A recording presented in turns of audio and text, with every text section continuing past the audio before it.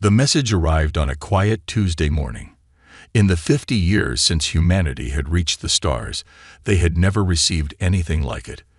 The giant screens at Earth Defense Command headquarters lit up with strange symbols that quickly transformed into English text, an invitation to join the Galactic Council. Ambassador James Thompson stood at the window of his office, looking out over the gleaming spires of New Washington. At 62, he had spent his entire career preparing Earth for this moment. His weathered face reflected in the glass as he watched the morning sun paint the sky in shades of orange and gold. "They're really inviting us?" he asked, turning to face General Adams, who sat rigidly in one of the office's leather chairs. "Yes, sir. After 50 years of watching us from the shadows, they finally decided we're worthy of consideration." The general's tone carried a hint of bitterness. "Though I must say, their timing is interesting." Thompson knew what he meant. In the past decade, human colonies had expanded rapidly, pushing into resource-rich systems that the Council had previously ignored. Now, suddenly, they wanted to talk. "The President has chosen you as our representative," Adams continued, sliding a data pad across the desk. "You leave in 3 days." Thompson picked up the pad, scanning through the mission details. The Council station orbited a neutral star, far from both human and Council space. A fitting place for first contact, he supposed. That evening, Thompson sat in his garden with his wife Mary and their daughter Lisa. The artificial weather controllers had created a perfect spring night, with just enough breeze to rustle the leaves of the oak tree they had planted 20 years ago. "I don't trust them," Lisa said, her hands wrapped around a mug of coffee. At 28, she worked in Earth's diplomatic corps, following in her father's footsteps. "We've sent 17 requests for diplomatic contact in the past 5 years. Why respond now?"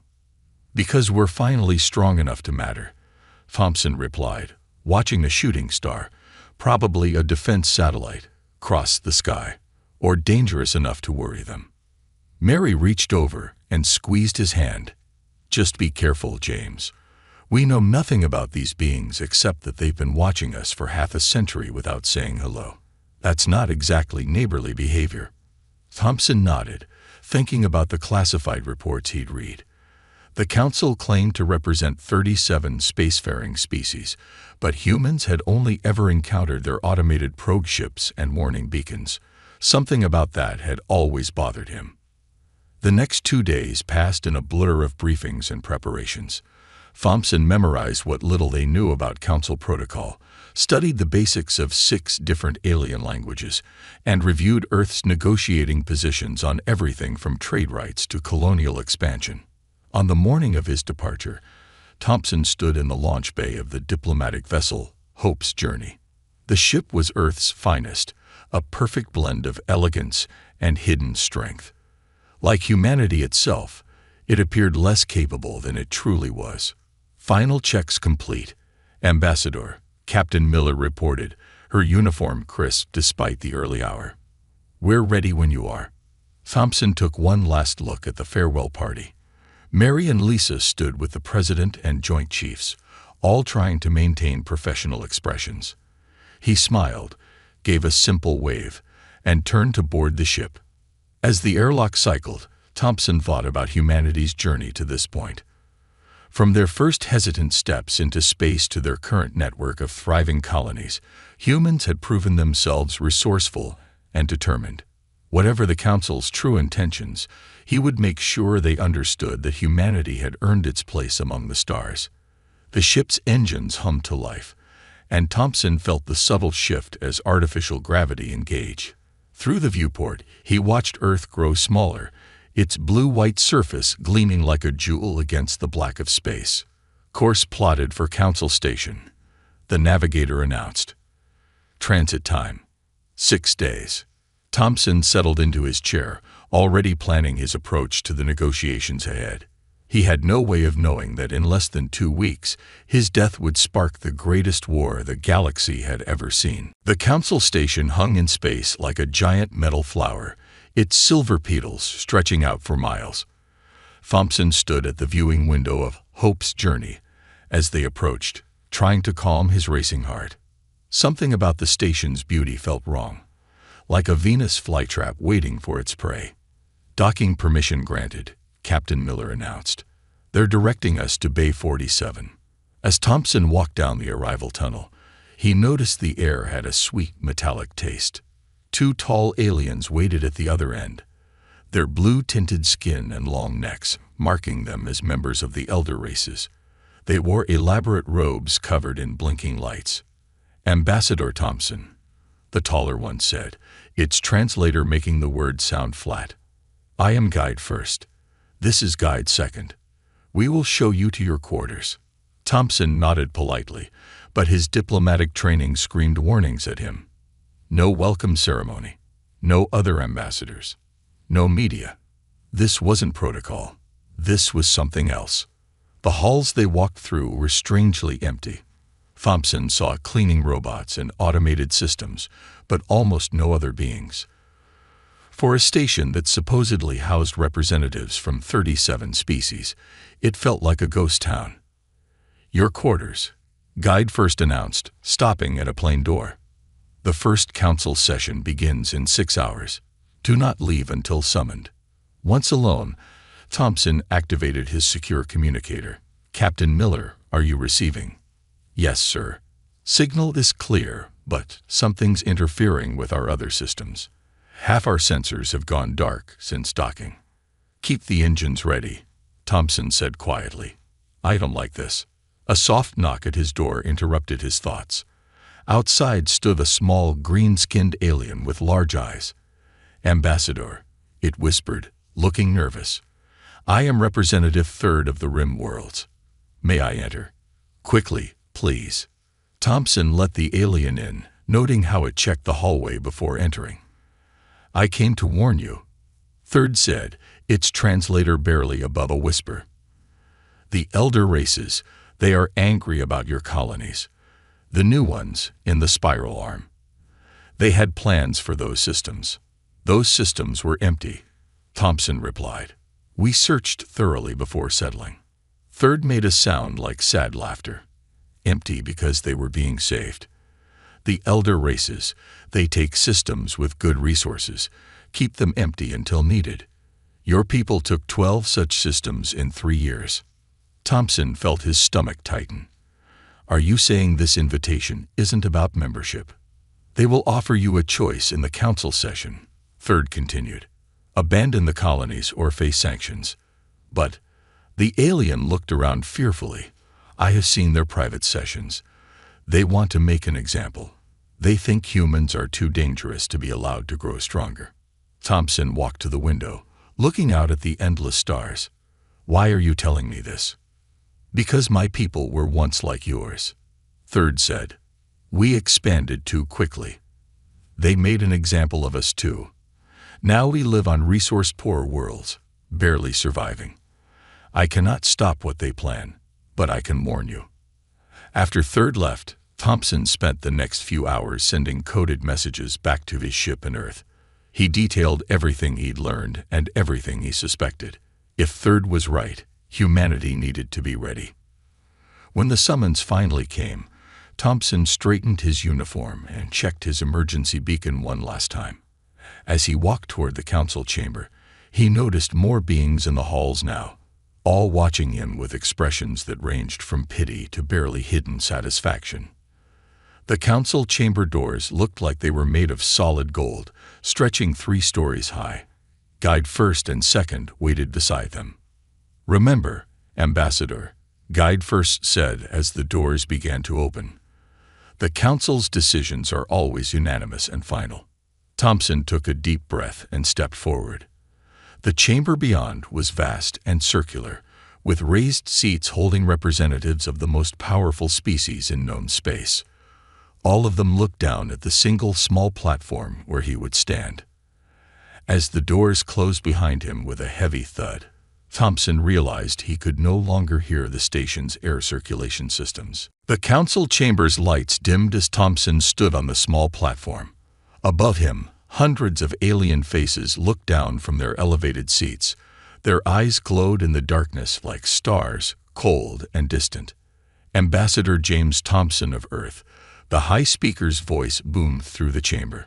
The creature's long, serpentine neck rose above the others, its scaled skin reflecting the dim light. You stand before the Galactic Council seeking membership for your species. That is correct, Thompson replied, his voice steady despite his racing heart. He could feel the weight of the data crystal in his pocket, the one containing all the evidence he'd gathered in the past 6 hours. Before we proceed with your petition, the High Speaker continued, do you have anything to present to the Council? This was it. Thompson took a deep breath. I do, High Speaker. I wish to present evidence of Council violations of its own founding laws. A murmur ran through the chamber. Thompson pulled out the data crystal and held it up. The projector beam caught it, and suddenly the chamber was filled with floating images and text. These records show systematic suppression of developing species. Thompson's voice grew stronger. Deliberate resource hoarding. Staged accidents to eliminate competition. Forced relocation of populations. He pointed to specific documents floating around him, all signed and approved by this council. You dare. One of the elder race representatives stood, their robes flashing angry red patterns. This is an insult to. This is the truth, Thompson cut in. And humanity will not be another victim of your corruption. We. The High Speaker's voice sliced through the growing chaos. Guards, seal the chamber. It seems we must make an example. Again. Heavy metal shutters slammed down over the chamber's doors. Thompson's hand went to his emergency beacon, but nothing happened when he pressed it. Your primitive devices have been disabled, the High Speaker said, almost gently. Now, let us show you what happens to those who threaten the order we have maintained for 10,000 years. Thompson heard a hissing sound. The air took on a strange, sharp smell. Captain Miller, he called into his communicator. Are you receiving? Yes, sir. Miller's voice crackled with static. We're picking up dangerous chemical readings in the chamber. We're trying to override their systems. But broadcast everything, Thompson ordered, feeling his skin begin to burn. Make sure Earth sees all of it. The air itself seemed to catch fire. Thompson could see his uniform starting to smoke, could feel his flesh beginning to blister. But he forced himself to stand straight, looking directly at the High Speaker. Remember this, he said, his voice raw but clear enough for the communicator to pick up. Remember what they did. Remember why. And when the time comes, he stumbled but caught himself. When the time comes, remind them why humanity survived every challenge we ever faced. The pain was beyond bearing now. Through streaming eyes, Thompson could see the council members watching impassively as his skin blackened and peeled. None of them moved to help. None even looked away. Hope's journey. Get out of here, he managed to gasp. Get the recording to Earth. That's an ord. The rest of his words were lost in a scream as the chemical fire reached his lungs. His last thought, as consciousness faded, was of Mary and Lisa. At least they would know he died standing up for what was right. Up in the observation rings, Representative Third watched with horror as Thompson's body finally collapsed. The human had known this might happen. Third's warning had made that clear, but instead of running, he had chosen to expose the Council's crimes to every human observation ship in range. As Third watched the Earth ship Hope's Journey make a desperate break for open space, pursued by Council vessels, a strange thought occurred to them. Perhaps the elder races were right to fear humans after all, but not for the reasons they imagined. Because Third had seen the look in Thompson's eyes at the end. It wasn't fear or pain or even hatred. It was triumph. The recording of Thompson's death played on every screen on Earth. In homes, offices, and public squares, billions watched in stunned silence as their ambassador burned alive. When it ended, that silence turned to rage. Admiral Robert Wells stood in Earth Defense Command's main control room, watching as emergency signals lit up across human space. His weathered face showed no emotion, but his hands gripped the command rail so hard his knuckles turned white. Sir, his communications officer spoke up, We're receiving responses from all colonies. They're asking for war authorization. Wells nodded. He'd known humanity's response the moment he'd seen Thompson's final moments. What about the Council? They've sent a message, sir. They say. The officer's voice shook with anger. They say this was a legal execution of a disruptive element, and that humanity should learn its place. The main door slid open. The president walked in, followed by the leaders of Earth's major powers. Their faces were grim. The vote was unanimous, the president said. For the first time in human history, every nation, every colony, every settlement agrees. We're at war. Wells turned to his tactical display. They think we're primitive. They think we're weak. Let's show them how wrong they are.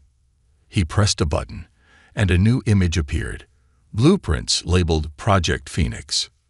We've been preparing for something like this for years, Wells explained. The Council relies on energy shields, AI-driven ships, and advanced targeting systems. But we found their weakness. The display showed simple nuclear weapons, modified for space combat. Their shields can't handle old-fashioned nuclear blasts. Their AIs can't predict primitive ballistic trajectories. And their targeting systems. He allowed himself a small smile. They never developed countermeasures for kinetic weapons. Why would they? It's too primitive for their taste. How long until we can launch? One of the world leaders asked. Our forces are already moving, Wells replied. We started the moment Hope's Journey broadcast Thompson's warning. Every colony is activating its defense systems. Every shipyard is switching to war production. And our sleeper agents in Council space are about to wake up. The tactical display lit up with hundreds of red dots, Council military installations, and supply lines. Next to each one, a small note detailed their weaknesses, their patrol schedules, their defense capabilities. Thompson didn't just expose their crimes, Wells continued. He confirmed what our intelligence suggested. The Council is corrupt, complacent, and completely unprepared for a real war. They haven't fought one in thousands of years. They just bully younger species into submission. And now they've tried to bully us, the president said quietly. Yes, sir. But unlike those other species, we're ready to hit back. Hard. The display changed again, showing the faces of other alien representatives, species who had suffered under Council rule. Many had already sent secret messages supporting Earth's cause. The Council thinks this will be a simple punishment operation, Wells said. They'll expect us to cower, to abandon our colonies, to submit like all the others did. Instead, he typed a command, and the display showed Earth's full battle plan. Instead, we're going to tear their corrupt empire apart. In orbit, the first waves of Earth's ships were already moving out. Not the sleek diplomatic vessels the Council knew about, but heavy warships that had been built in secret, deep in asteroid belts and hidden shipyards. On every colony world, missile silos opened. Defense platforms powered up. Civilian ships began converting to military use, adding the weapons they'd carried hidden behind false panels. In her office at the diplomatic court, Lisa Thompson watched her father's final moments one more time. She touched the screen gently when it showed his face. They thought killing you would break us, Dad, she whispered. Instead, you gave us exactly what we needed. Proof of their crimes, proof of their weaknesses, and a reason to strike first. Across human space, a simple message flashed on every military channel. Remember, respond. The war had begun. The Council's largest supply depot hung in space above a gas giant, its massive storage rings glowing with shield energy. The facility's AI systems monitored space for thousands of miles around, ready to detect any advanced ship drives or energy weapons. They weren't looking for rocks. The first asteroid hit the outer shield at 20% of light speed. The impact overloaded the shield generators instantly. Before the facility's automated alerts could even sound, 50 more followed, each one precisely aimed. Admiral Wells watched the attack feed from his command ship, hidden in the shadow of a nearby moon. Status: direct hits on all primary targets, his tactical officer reported. Their shields never stood a chance against kinetic impacts at that speed. Their AI didn't even recognize the asteroids as weapons until impact. Wells nodded. Similar attacks were happening across Council space. Humanity's ships had spent weeks positioning simple chunks of rock, using basic thruster pods to aim them. No complex drives, no energy signatures, just physics and patience. Second phase, Wells ordered. Across the system, hundreds of supposedly civilian mining ships dropped their fake outer hulls, revealing missile batteries and gun ports. They'd been hiding in plain sight for months, dismissed by the Council as primitive resource gatherers. The depot's remaining defenses targeted the approaching ships, expecting energy weapons. Instead, the human fleet fired old-fashioned nuclear missiles, technology so ancient that the Council's defensive AI had no recognition protocols for them. Their automated defenses are trying to adapt, the tactical officer reported with grim satisfaction. But they can't predict the missile paths. Their targeting systems are designed for energy weapons and smart projectiles, not ballistic trajectories. The nuclear explosions turned space into false day. When the light faded, the Council's greatest supply depot was a spreading field of debris. Wells opened a channel to all human ships. Phase 3. Begin resource capture. Specialized teams moved in, collecting the scattered supplies and raw materials. Everything would be used to fuel humanity's war effort. On the other side of Council space, similar scenes played out.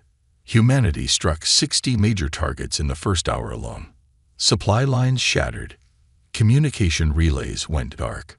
Defensive stations discovered that their mighty energy shields meant nothing against simple kinetic weapons moving at relativistic speeds. In the Council's emergency session chamber, the High Speaker raged at his military commanders. How are they doing this? They're primitives. Their technology is centuries behind ours. That's exactly the problem. One commander admitted. Our defenses are designed to stop modern weapons. These humans, they're using technologies so old we never thought to defend against them. Nuclear weapons, kinetic strikes, even their battle tactics are unpredictable because they're not using AI combat systems. Another explosion rocked the chamber. On the main display, a Council battleship died under a swarm of simple nuclear missiles. Its advanced targeting systems, designed to track energy weapons, couldn't lock onto the primitive ballistic weapons. We've lost contact with the Outer Ring colonies, a communications officer reported. Human ships are using our own supply lines to move undetected. They're attacking everywhere at once. The High Speaker slumped in his chair. In just 6 hours, humanity had done more damage than any species had managed in 10,000 years. Back on his command ship, Wells received word of another successful strike. He looked at the tactical display, watching as more and more Council positions went dark. "Sir," his communications officer called out, "we're getting signals from some of the younger Council races. They're offering to join our side. They say humanity has shown them that the Council isn't invincible." Wells thought of Thompson's final message. "Remember, respond. Tell them we accept their help," he ordered, "and send word to Earth. Phase 1 is complete. The Council's outer defense ring is broken. We're ready to push toward their core worlds." The war was only beginning, but already the galaxy's balance of power had shifted. Humanity had remembered, and their response was just getting started. 3 months into the war, the Council finally realized the true extent of their mistake.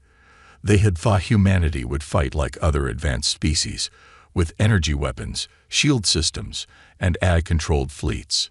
Instead, humanity fought like survivors, using every dirty trick and forgotten weapon they could find. Admiral Wells stood on the bridge of his command ship, watching as another Council battle fleet fell into a human trap. The massive alien vessels, each one large enough to hold a small city, moved in perfect formation towards what they thought was a weakened human colony. "They took the bait," Wells said quietly. "Launch the mines." Thousands of simple nuclear devices, hidden in debris fields, activated at once. The Council ship's sensors, designed to detect energy weapons, had completely missed them. Confirmed direct hits, his tactical officer reported. Their shields are down. Moving to Phase 2. Small human ships appeared from hidden positions in nearby asteroids. These weren't the huge warships the Council used, but converted civilian vessels. Mining ships, cargo haulers, even old space tugs. Each one had been stripped down and packed with weapons.